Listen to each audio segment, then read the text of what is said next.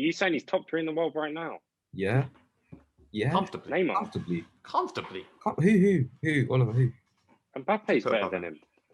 Of course he is. What are you talking about? Yo, guys, welcome back to the Big Three podcast. My name is Luke. This is Alex and Oliver. I want to say a massive thank you for tuning into the last video. We greatly appreciate it. Don't forget to leave a like, comment, and subscribe. So without further ado, let's get into another Champions League and Europa League review. So Villarreal have made it to the Europa League final and they beat Arsenal. We didn't see it coming. We thought Arsenal would turn up, and to put it simply, they didn't. You two, as Arsenal supporters, how do you feel about it? Really, how do you feel about the whole situation at Arsenal? I think last night was a culmination of 10 years of mediocrity at this club. And mediocrity in the ownership, incompetence on the board, and just pathetic performance on the pitch. For me, what sort of summed Arsenal up last night was just as we were beginning to maybe create a little bit more, Aubameyang hits the post, he gets taken off.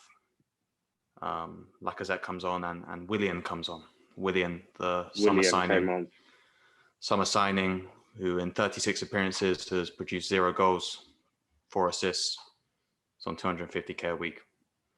I'm not blaming Willian for the loss last night. He didn't do anything wrong, but I think that just sort of sums up Arsenal.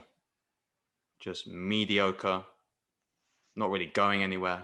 The financial implications this loss will have for next season are huge. Won't play in Europe next season.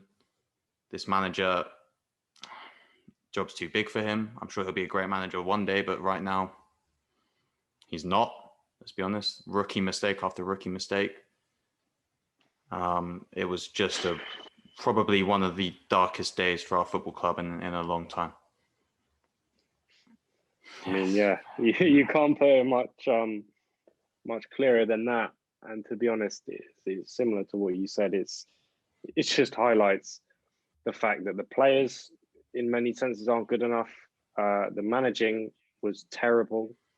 Obviously, the ownership, we know how much Arsenal fans hate that at the moment. That could be the one sort of light if this Ek does by Arsenal. That could be one sort of positive out of this, because this is by far the worst place we've been in what has been a miserable decade. To sum it up, it's been not what we should have been, but to be out of European football now, it's almost I couldn't really fathom it yesterday. No, and I know that lots of people, because it's one thing to know that we're playing bad. And how can you not see that straight away? It's so obvious straight away. You had 3 guys on every time he got the ball. You just sort of think, why can you not see that? And I just thought the irony that it was Unai Emery coming back to the Emirates, knocking him out. Good evening. You know what I'm saying? Just, oh my word! It was just it's scary it's going to be scary to see what happens, because I'm fearful that we will never sort of be back to the level we were. You know, it's going to take a long time. I'm genuinely scared, and because that match has sort of pushed that trajectory further down the line, because this is going to be such a huge hit, not only financially but like morally. Where do we go from here as a team? I mean, I mean, you look at the young kids like Smith Rowe and Saka; they're just going to be destroyed. Yeah, like, their confidence, they're just going to be shot. And Alex, I don't know how you see it as a United fan, but you know, I think we're sort of just a laughing stock right now. No one really takes us seriously. No one can really see us getting better anytime soon. I don't know, man. It's just, Alex, how do you see it?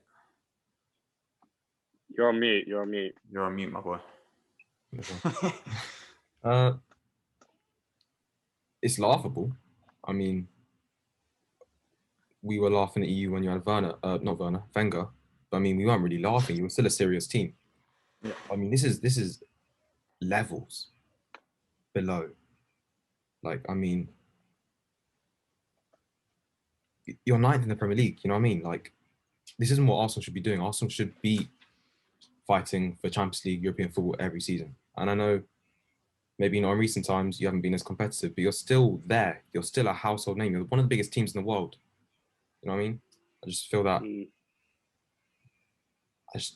I feel like you've lacked a direction ever since the decades turned, to be honest. And something needs to change drastically.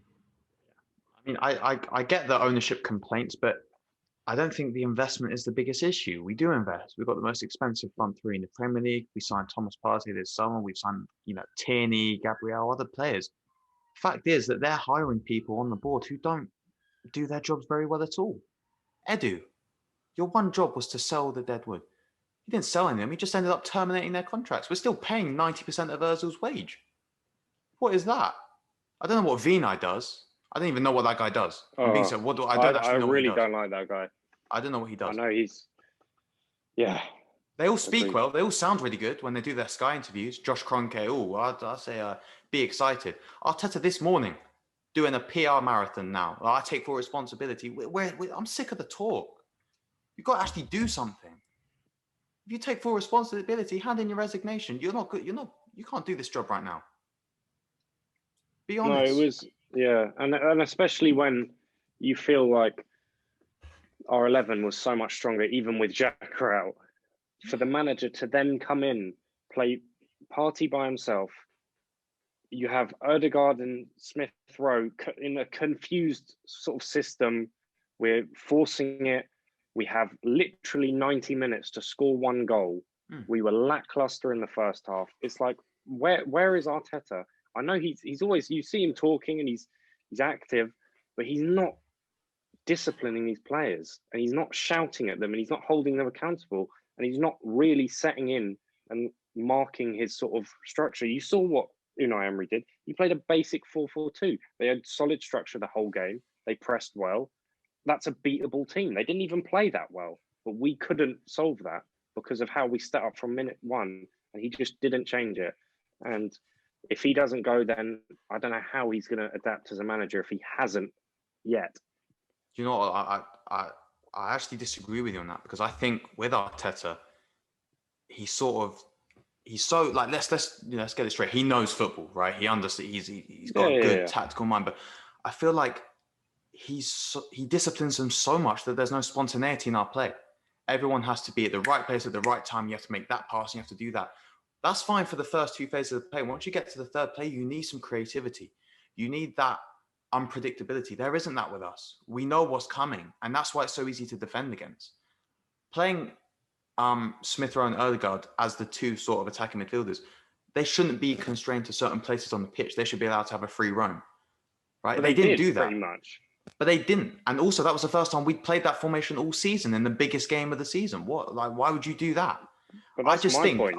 I agree with you on that, but I just think he's actually so disciplined with them that it's almost like, I saw someone say, it's like he's playing FIFA and he controls every player every second. There isn't any spontaneity. There's not any chance to do something creative that the team can't predict. That's why we're so easy to defend against, because you know what's coming. You know what passages of play we're going to do. We're going to get out a wide, Bellerin's going to overlap, you play inside, then you play the ball. That's so predictable now. Thing is, because I get what you're saying, but what I got is even when Murray has the ball, when Holding has the ball, it feels like they're kind of looking around like, what do we do? There was no sense of like a collective. It didn't feel like the team knew each other. It felt like we were kind of sort of playing, oh, let's quick, we've got to score. It was like, it felt so discombobulated. And yeah, Bellerin does the overlap and it is the same sort of thing, but it felt like there was none of that. There was no spark. There was no like, oh, we can at least take some positives that there was a connection. Smith Rowe didn't get as involved as I would wanted him to. Same with Saka.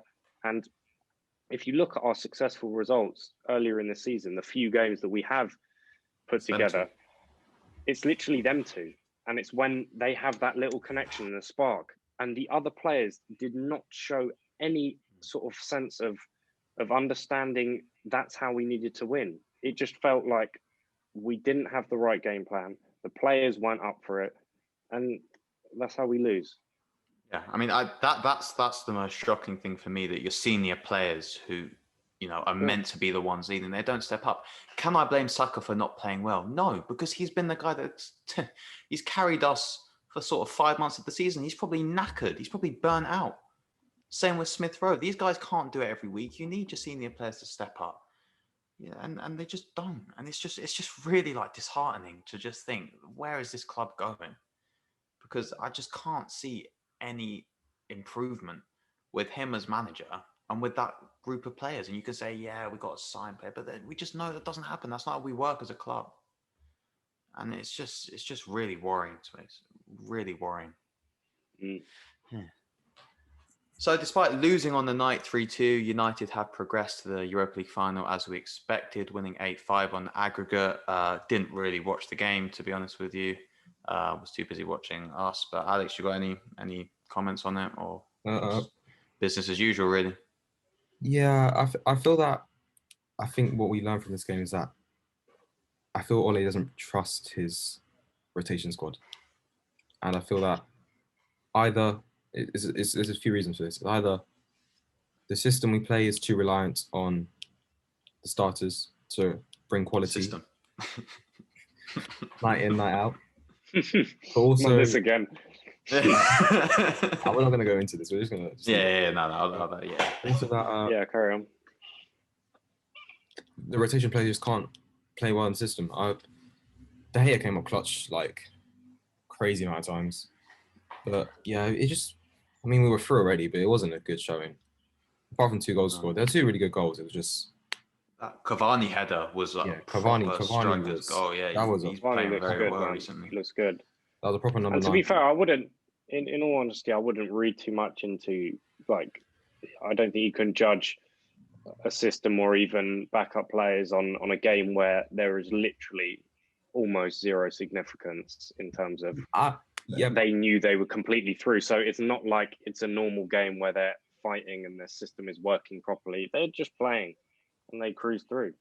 Yeah, I know, but I think throughout the season, Ole hasn't rotated. We've seen this. Ole doesn't like rotating, and it's obviously down to those reasons.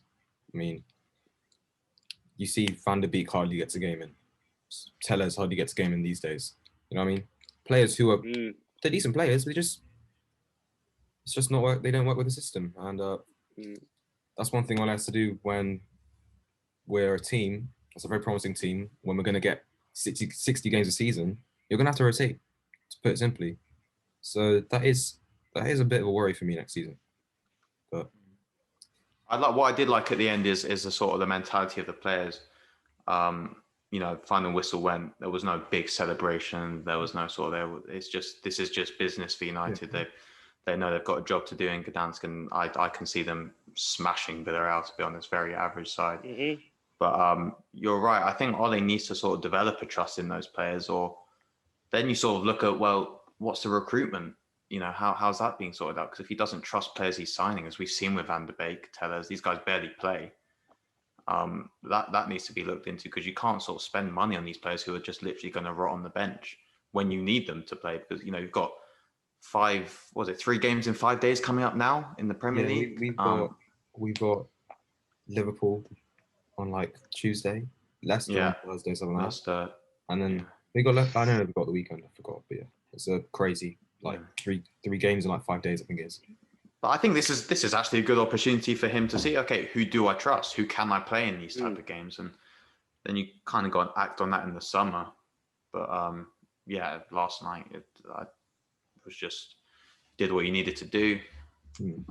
Spank him in the final. You don't need the Europa League really, but I think it'll be good for him to win it. All right, so the first Champions League match, the Tuesday night game, saw Man City win 2-0 on the night, go through 4-1 on aggregate, which by that scoreline on aggregate makes it seem like a fairly easy tie. But what were your sort of thoughts on the second leg? Yeah, it was easy. That was an easy tie. It was. Barring the first half of the first leg, City sort of seemed very comfortable. And what I want to focus on is what we said last week, this lack of discipline for PSG. It was embarrassing. Just imploded, literally. Okay, the game was pretty much done, but How can literally every player on the pitch lost their heads? They were making some shocking challenges. Di Maria, who we spoke about as being the experienced guy, what are you doing? I'm really disappointed in PSG, disappointed in Neymar, but City just showed their unbelievable team, man. Seriously, they are really good. Mahrez, really happy for him. He played, and the Diaz again was just unbelievable. Diaz was brilliant. Yeah, I thought it was very comfortable for City, to be honest with you. Alex, what do you think? Yeah, it's casual. Like 2 goals they scored were crazy goals. I mean, Edison's pass was unreal. Tony's a keeper as well. Like that's on. He could play centre mid for them. Like I wouldn't. He probably could. Yeah, literally, man. Generally could. Yeah, PSG just lost their heads again. I don't know why they got rid of Tuchel. Probably had a difference with, I don't know, with the people at the top. But Tuchel would have done a much better job than Poch, honestly. Well, the thing is, he had the same problems that Poch is going to have and is having, and I don't think it's easy. It's easy to say that, seeing the sort of success that Tuchel has had in his sort of 6 months or whatever, less than that. But I think it's hard to say that they shouldn't have fired him, because he had the same problem of not being able to do anything in the Champions League. I would say about PSG is it seems like they do need, it's not the manager that needs changing. I think they need to get a new group of, they need to throw some of these players out.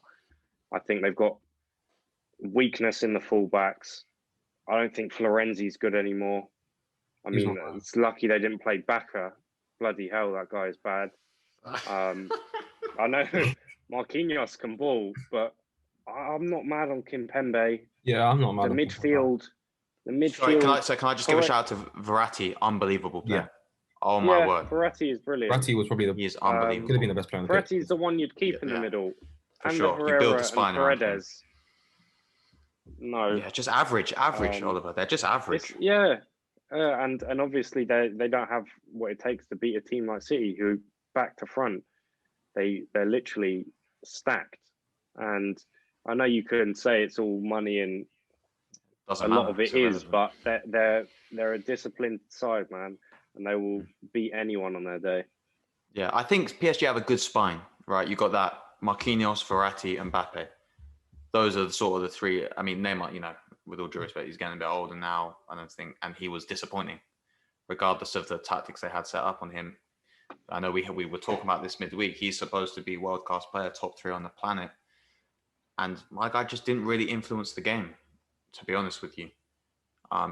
City had a system built around defending him.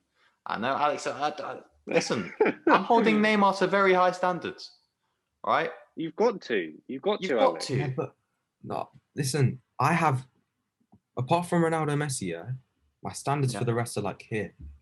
Oh, that's fine. Trust me, Ronaldo and Messi have changed the game. But no one's doubting that. Come on, you can't hold that. I'm not holding people off. Yeah, I'm not holding him to Ronaldo and Messi standards. I'm just saying you're the best player on the team, one of the best players in the world in the biggest game of the season. You want me to just say, "Oh, you didn't perform well." Okay, that's fine. No, that's fine, because you're going to play well at the weekend against Rennes away. I want him to take the game by the scruff of the neck, like he did in that first half. We've seen he's capable of it. With Neymar, it's just when he feels like it. I love Neymar. I love watching Neymar, and I think he is top 3 player on the planet. So my standards for him are going to be, you're a top 3 player on the planet. I need to see you perform. Kevin De Bruyne did it. When? In the game. De Bruyne played 3 defense splitting passes that were basically chances created. I think Neymar did that once. I don't think he's top 3 in the world. Are you saying he's top 3 in the world right now? Yeah. Comfortably. Neymar. Comfortably. Who? Oliver, who? Mbappe's better than him. Of course he is. What are you talking about? As an all-round player, Mbappe is not better than Neymar. Neymar provides for Mbappe. In the past. I'm not basing on how been this season. Neymar has been the top 3 player in the world. Against French farmers.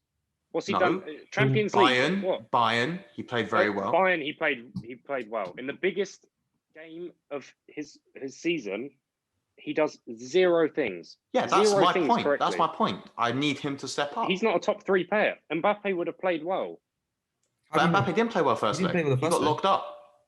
And he didn't even. He had like 2 opportunities on the ball. That was mainly because no one was giving him the ball, like Neymar. No, I'm not having that, man. No. First half, Neymar disappeared in the Neymar second was half.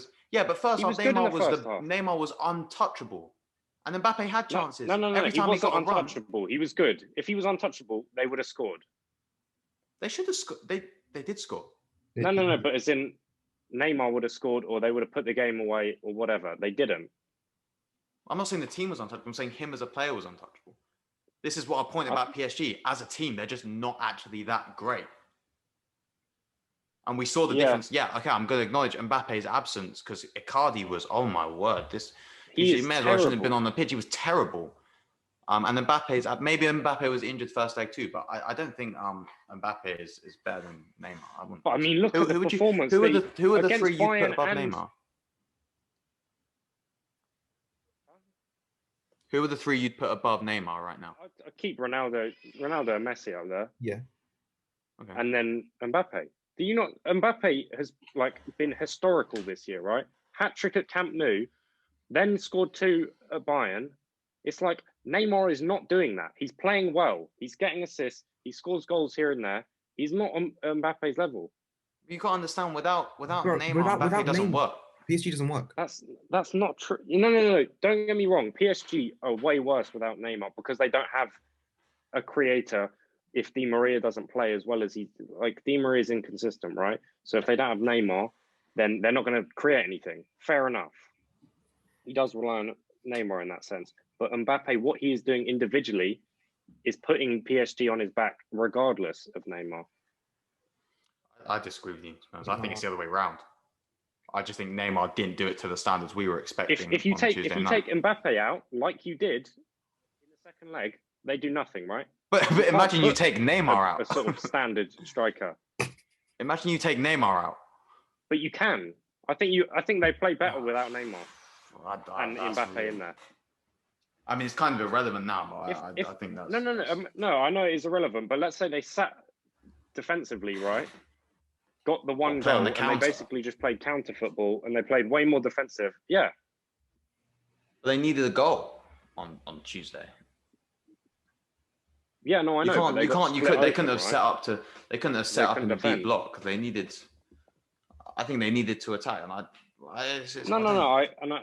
understand that. We're arguing a small thing, but I just do think that Mbappe is this year has been better. You think he's a better player, or he's had a better season? Anyway. Yeah, it's kind of irrelevant, but you think he's the better player, or he's had the better? Yeah, season? He's had a better season. Well, better player. You're implying career, right? Who's had the better season? No, as in like Mbappe. Who would you build your team around? Neymar and Mbappe. Well, it's obviously Mbappe because of age and Mbappe, obviously. But who am I putting right now? And form. He's getting better every single year. Neymar is depreciating. He was unbelievable, 100%. He's not old. He's 29. But he's getting worse. How do you know? Ronaldo didn't get worse at 29. Look at him at Barcelona, man. All you need to. But that's the difference. That's the difference. I'm not saying it's about age. Whether he gets worse at a younger age, it doesn't matter.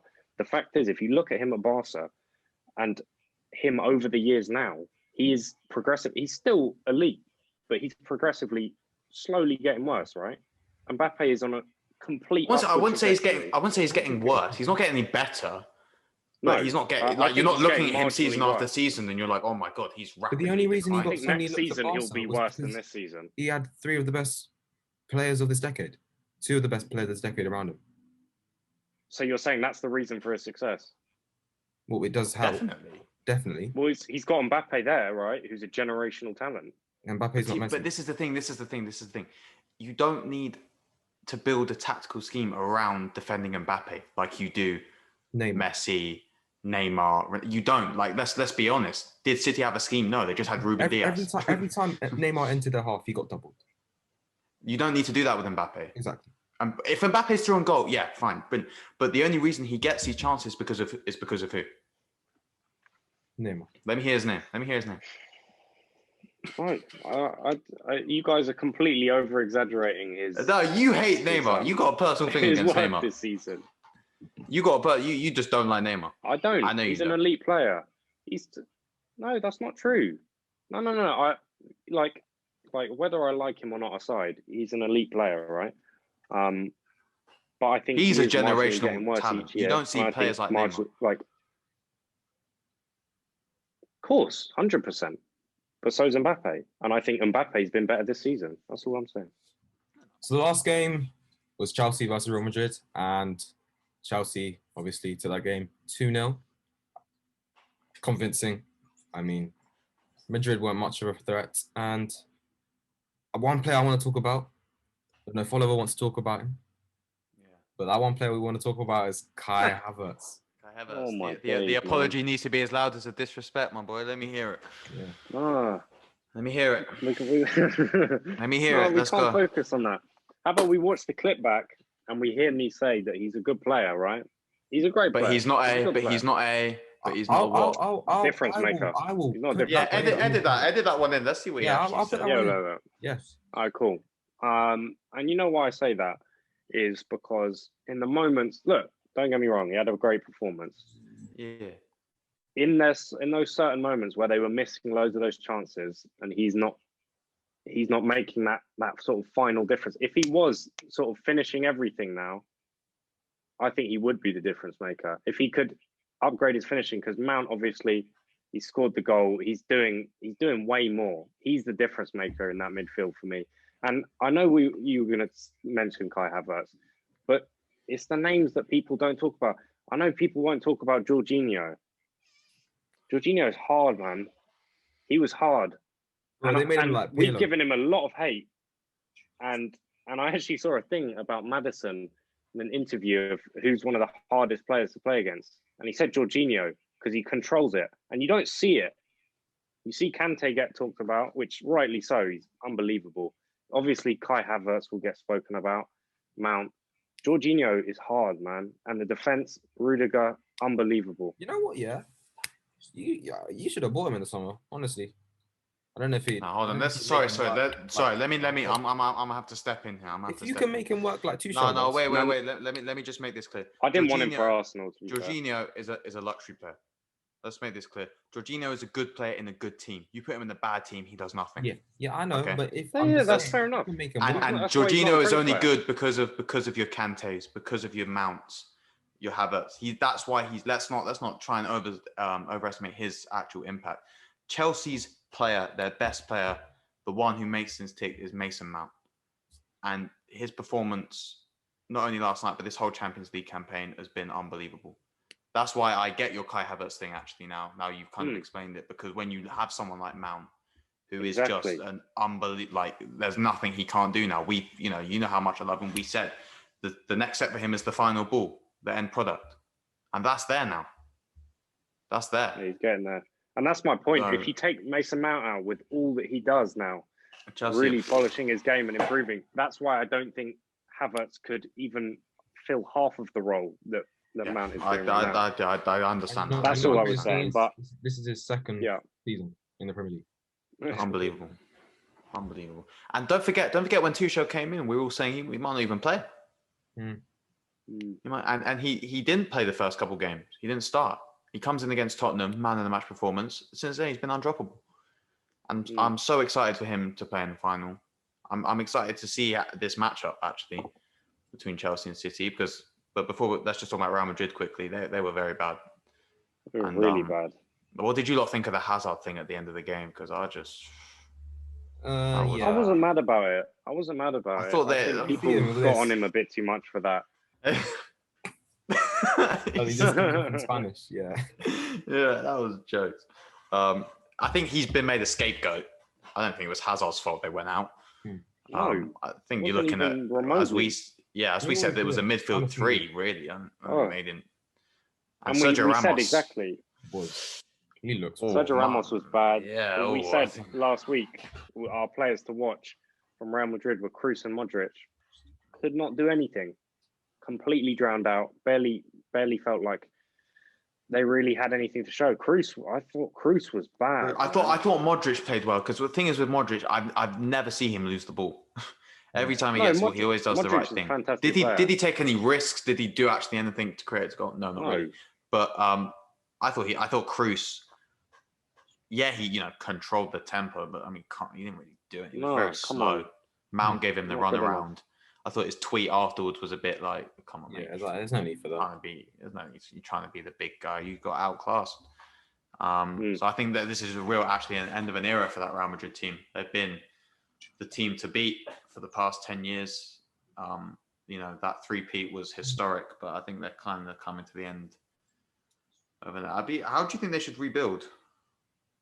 Galactico style, or bring youth through? Because I was thinking about that. They're bringing Alaba in, aren't they, this summer? Mm-hmm. Yeah. They got to re-sign Varane. I mean, look, Ramos is now 35. He's coming 36. I don't think you've got to keep Varane. I don't know. I think, and also they've got to get. I think, to be fair, I definitely with the youth thing, I wouldn't go sort of full complete rebuild and just get the youth in. I think a couple of players like your sort of Smith Rowe and Saka to sort of build the foundation of the attack, I think, is important.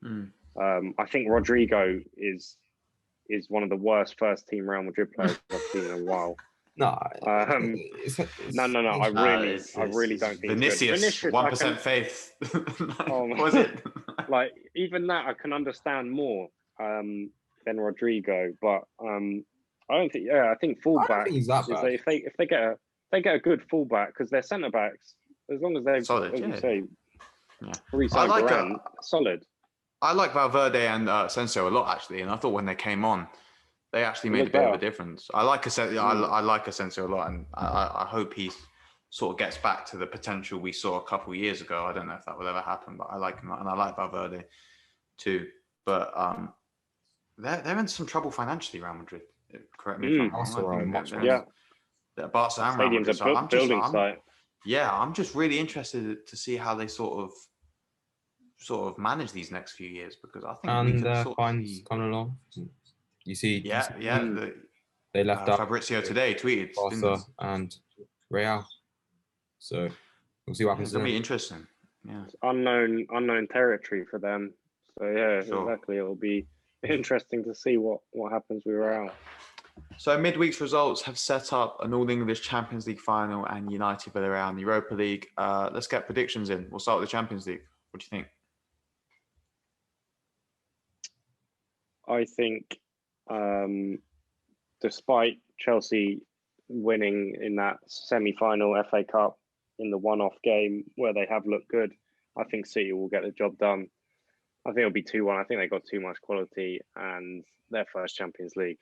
I think that's it's set in stars. Yeah, I agree with you. Too much quality. Maybe one-off game kind of changes my view on it, but ultimately, I think these games are where your quality does shine through over anything else, and City have bundles of that, and they have more than Chelsea. So I'm going to say 2-1 City. I'm saying Chelsea simply because I'm a United fan. I don't want to say City. I just don't want to. You got to predict who you actually think. You can't just say it. This is what's going to put money on it. John Stone's going to do a back pass, and he's not going to put enough power on it. And Mason Mount's going to. Joking, I don't know. But I just don't want to say City. I really don't. I know you don't, but that's fine. It's what you actually would put money on. What you think's going to happen. If I'm putting money on money, it's City. Just City. Right. Damn, bro, I don't want to see you sad. Wow. Super team, they're too good. Yeah. All right, Europa League. Yeah, we should walk that. Yeah, I just think it's how many United win by, to be honest. I don't think it's even I think it'll be 3-0. Yeah, 3-4-0. Yeah, I don't think Villarreal even have a chance. I don't think they're going to score. So I'll be surprised if they have a shot. Being real, seriously, I don't think you'll walk them. They won't play well against you. They're just, and they don't suit you either in terms of that. Yeah. the way they play, you'll just we'll have our two holders. So, well, in terms of yeah. who for both games, we'll start with the Champions League one. Who do you think from both sides, Chelsea and City, is the sort of make or break player for each side in either them playing well and that could change the game, or them having a negative effect? Who's that for you for both sides? with City, I can name you 4 players. Honestly, that's how good they are. I can name you Mahrez. I can give you Foden. You know, I can give you KDB. I'm asking you to pick one. I can't. I'm literally can't. I'm gonna say City's most important player on the night will be Ruben Dias, because here's why. He holds John Stones' hand. Let's keep it real. If Dias doesn't play well, John Stones' confidence will be shot. He'll be like, "Oh my God, okay, I have to really sort of take responsibility here." We know what happens when John Stones takes responsibility. It's not a pretty sight. So I think they're not reliant on it because they have so many other quality players. But Diaz's performance will be a real tone setter for Manchester City, as it was against PSG. Alex? Just go with De Bruyne. I mean, the system isn't built around him, but he is their most dangerous player, realistically. As for Chelsea, of course, it's MM19. Money Mace, man. That's the only answer. No, you know what? I'm going to go different here. I'm going to go different. Is it Thiago Silva or something like that? I think no. Edouard Mendy. Fair enough. For City, I think it's going to be Fernandinho. Bro's not starting. I don't know how I say his name. Or Gundogan, or Gundogan if he starts in that. Whoever's basically the deepest midfielder, because I think obviously, as you say, Mason, he won't start. He will. Rodri's the best DM in the league, man. I don't. They haven't started him every game. Wait, rotate. Yeah. So we'll see who they start. Whoever that deep line could be Rodri, exactly, okay. Because of the press that obviously we've seen been so successful for Chelsea with Mount and Havertz last week, and then for Chelsea, I'm saying Chilwell. You know why? Why'd you always do this, man? No. You always come up with a weird Hear me out. Chilwell. Hear me out, okay? I'll hear you out, but it's wrong. I think Riyad Mahrez is the most dangerous attacking player for City, and he has shown that the last few weeks. Yeah, so if he can pocket him, I think that will be a huge deciding factor. Yeah, Oliver, guess what? He's not. But that's my point. Let's say he does. And even if he does, they've got Phil Foden on the other one. Yeah, and even if they pocket Phil Foden, they've got De Bruyne. If Chelsea need to outscore them, that's the only way they're going to win. I mean, sorry, that's obvious, but they're not going to be able to sit back and sort of weird thing. They're not going to be able to just sit back and withstand pressure. They're going to need to be on the front foot. That's the only way they're going to win the game. 100%. I just think if Mahrez doesn't have his same impact that he has, and I'm not saying they're going to rely on him because they do have so much talent, but if he doesn't, it will feel different for City, as it has been so good the last few weeks. They've looked unbelievable. The common denominator is Mahrez has been unbelievable. Obviously, there's been a lot of other factors. I just think that's the way Chelsea could get into the game if they start to lock up the likes of Mahrez, the likes of Foden. They start to really, which I think is possible, especially on one game basis, as we say. And then obviously it translates to the front foot.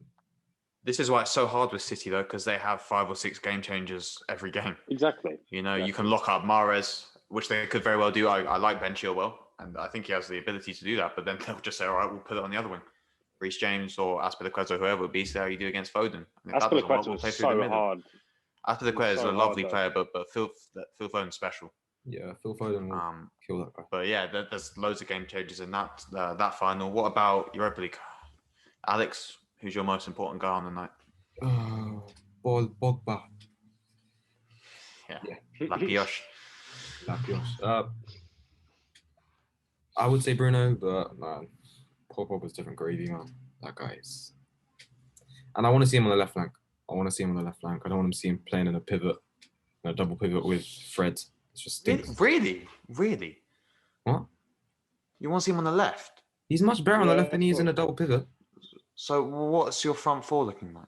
My front four, I play Pogba on the left, Cavani up top, Bruno and I don't like Rashford right, but Rash. I was going to say, you can't That's drop if he's fit. Rashford. No, you can't drop Rashford, obviously. I think Pogba's. I agree with you. I think it's going to be Pogba, but I think he's most effective in that pivot where he can actually bring the ball out and drive forward. I do. I really do. And this season he has been too. When he's played on left, he hasn't actually been that great. On the left?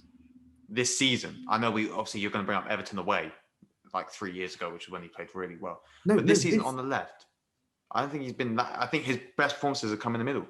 No, they haven't. Well, Trust me. But he's not. He's not as a left winger.